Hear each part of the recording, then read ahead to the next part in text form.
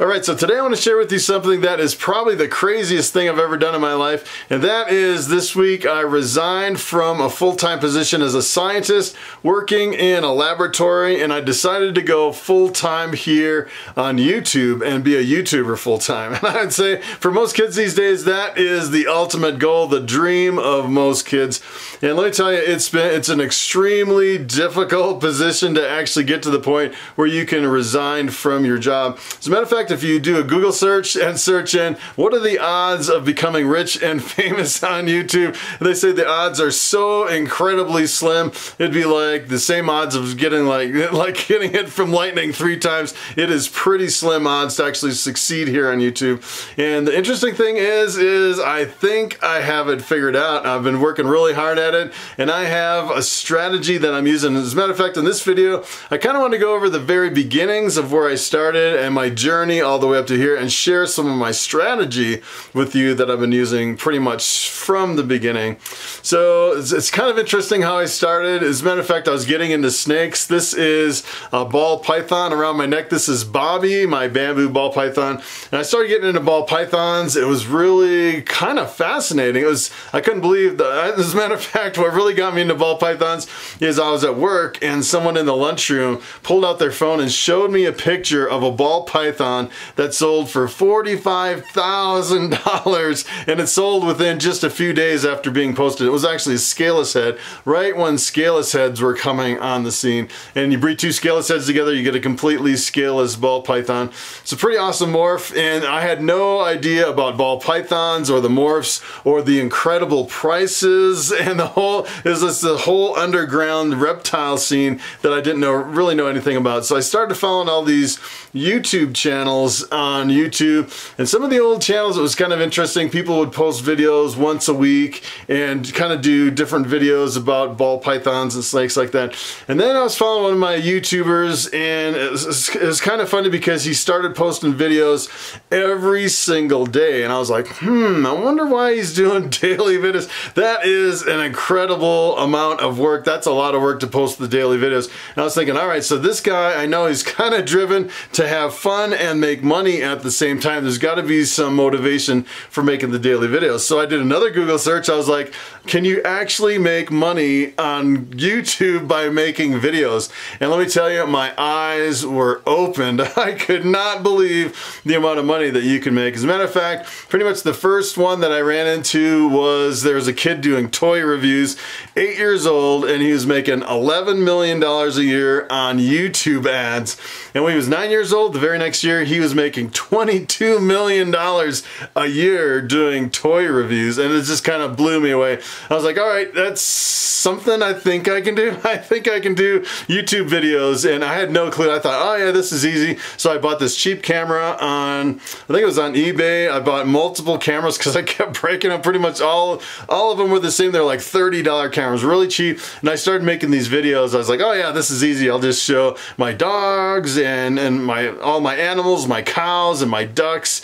And then I started really searching, looking at different YouTubers, and I realized that the ones that were making a lot of money from the ads, from the advertisements on YouTube, that's essentially what you get paid for. Every time you see a commercial, YouTube gets half the money, but the creator gets half the money from that ad. And it's not a whole lot of money. You need a lot of views for it to actually add up. You get like a penny for every time you see an ad or something like that. It's not a whole lot, so you really need a lot of views. And that's pretty much where I started. In the very beginning, I was kind of fascinated. I thought, oh yeah, this is really easy. Come to find out, it's not really as easy as you think it is. At first I thought it was easy. I started putting out videos, and then I realized you had to put out daily videos. So I started putting out daily videos, I'd say for maybe 3 or 4 months straight, almost 5 months, and it seemed like my channel wasn't getting a lot of traction. So then I realized that there was kind of trends to what was going going on with my channel. So for example, I would make like a cow video and a cow video and a cow video, and then, you know, after all these cow videos, I do a video about my dog, and the whole channel would just kind of tank. And I was like, what in the world is going on? You know, I could see these trends that were happening on my channel, and it was then that I finally realized that I really didn't know what I was doing here on YouTube. And I started studying pretty much full-time, devoted myself to studying other channels, and there's a lot of channels that help you succeed on YouTube, share all the hints and everything. And let me tell you, my eyes were opened. I had no clue. I'd say pretty much for the first 6 months, I pretty much spun my wheels on YouTube. Didn't really know what I was doing. I made some interesting videos back then, and then I found out later that months down the road that really what you need to have on YouTube to succeed, you need to have a really focused niche, pretty much a focused content here on YouTube. So I was looking at all the different things that I could do, and the only thing I could really think of that I was really, really into that I could put out a lot of content were my ball pythons. And pretty much started doing snake videos every single day from that point on. And that is when my YouTube channel really started getting traction. And the interesting thing is one of the reasons you really want to focus niche is because if someone is, say for example, sees that you have a ball python video and they come over to your channel and you have all ball python videos, they can actually binge watch all your videos on your channel. Versus, say for example, if you did one about ducks and one about frogs and one about ball pythons, essentially what you do is you come over and you kind of cherry pick through the best stuff. Maybe you'd watch 1 or 2 videos about ball pythons, and then you'd move on to a different video or a different channel. So really you have to set your channel up where you're really focused to where people can binge watch your videos. That is really the trick. And then another trick that I found that pretty much too late that I got down the road, about 6 months, finally got monetized. And then I realized that if you have videos that are 10 minutes or longer, you have the option of putting extra ads in the videos. So instead of making, you know, like a penny per video for that one ad, now you can put 4 ads in, you know, usually one at the beginning, one at the end, and then you can slip 1 or 2 in the middle, so you have 3 or 4 ads. Now you're making 3 or 4 times the money. And let me tell you, that adds up a lot. So for example, if I wasn't actually going for the extra ads in my videos, I would definitely not be able to resign from my job and do what I'm doing now, because I would be making pretty much 1/4 of what I'm making, which is definitely not enough to make the transition over to being a full-time YouTuber. I'm making about 50% of what I'm making at my day job on YouTube, which is pretty amazing. As a matter of fact, for 16,000 subscribers, it is pretty amazing the amount of money that I'm making, and it's because I'm really focused pretty much from the beginning on the ads, putting the 4 ads in every video, putting out videos every single day on a focused content. And then it pretty much gets to the point where you figure everything out on YouTube, and it gets to the point where you got everything figured out, and then it's just the daily grind, putting out the videos day after day after day. And let me tell you, my schedule with YouTube and work, this is how my schedule's been for pretty much the last year and a half, cranking out videos, is I come home from work and then I have to take care of these crazy snakes like Bobby here, and then do a video. So I shoot a video, edit the video, do all this stuff in the editing software, put it all together, and then after that I squeeze in a little bit of time to take care of my animals before midnight. I'm pretty much up to midnight every single night, and then I wake up at 5 a.m. to feed, you know, the cows and the dogs and everything, and then go to work and repeat. And every single day I'm doing this pretty much from 5 a.m. to midnight. It's been a serious grind doing the day job and the YouTube and the animals, you know, pretty much for the last year and a half. But I'm like, all right, it's like, come on, YouTube,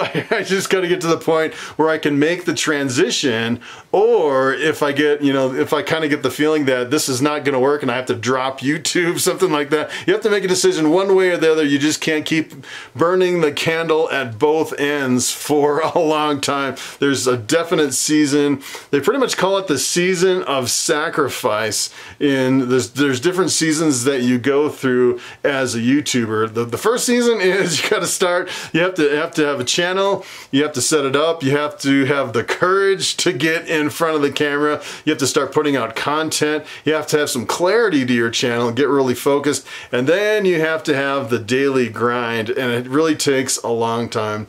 And I would say for most YouTubers, so for example, what I'm doing is I am going after the ad revenue. And I would say if you look at a lot of YouTube channels, especially those that say this is how you succeed on YouTube, I'd say most of them don't go after the ad revenue.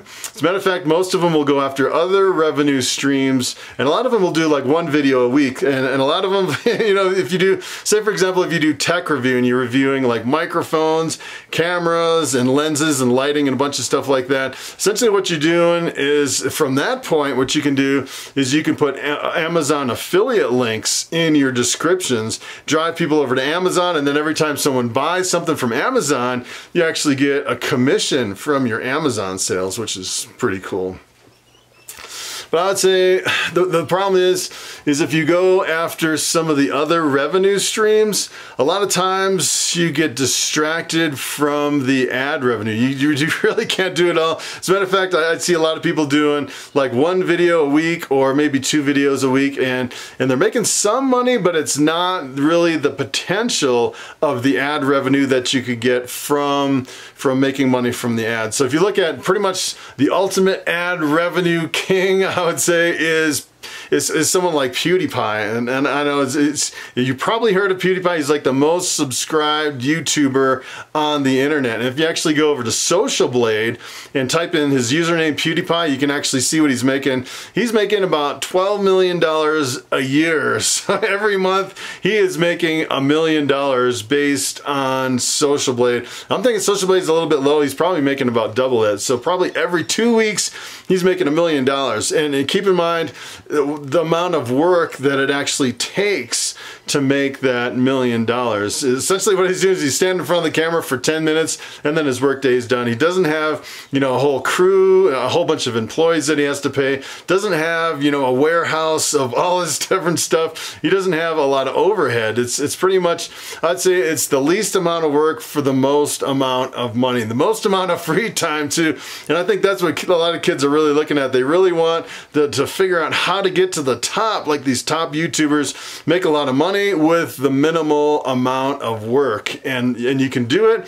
But I would say if you're going after the ad revenue like I am, the beginning is the toughest because it takes an extremely long time to actually get there. It's an incredible grind. You're starting at pretty much zero. For the first 6 months I was cranking out daily videos, I made zero. You get nothing. And then when you start getting monetized, I was making 80 cents a day.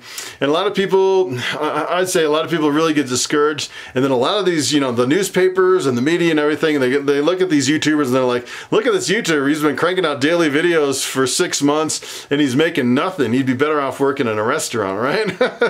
it's pretty amazing some of the stuff that I hear, and it's almost like giving someone a penny and that penny doubles every day, and you get halfway through and you have a pocket full of change and you're like, where's my $1 million, right? It's supposed to keep doubling. But at the end, if you're focused on the ad revenue, that is really where everything explodes. And a lot of people don't really go after the ad revenue. As a matter of fact, I've seen some people try to get there and they don't have all the pieces in place. I've seen a lot of people, they'll put out a video and they'll have so much interest, they'll get, you know, usually you get like 10% of your subscribers looking at any one video. Some people put out a video and they get like almost every single subscriber looking at that video. But the problem is they're not putting out the regular content. And I look at their channels, I'm like, man, if you would actually put out daily videos, that channel would explode and you would be making an incredible amount of money. And then the other thing is some people have, they put out the daily videos, but they don't really have a focused content. They're doing like a daily vlog, and let me tell you, you can get there doing a daily vlog, but sometimes it can take a long time just because you really have to be interested in that person and what they're doing. And in their life, and it has to be a really interesting life to actually buy into and subscribe and watch a daily vlog.